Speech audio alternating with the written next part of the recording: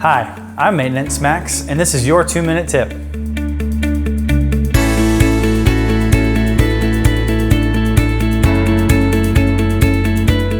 Today we're going to show you a few tips on how to replace the batteries in your smoke detectors. The batteries in your smoke detectors should be replaced on an annual basis and tested quarterly.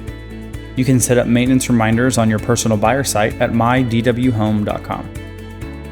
If your smoke detector chirps and the batteries are good, use a vacuum to remove dirt particles that may have built up on the sensor.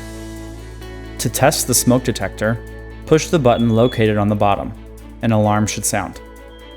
Remember, David Weekley Homes does not represent that the smoke detectors in your home will provide protection in case of a fire. As a homeowner, you should purchase insurance to cover your belongings in the event of a fire.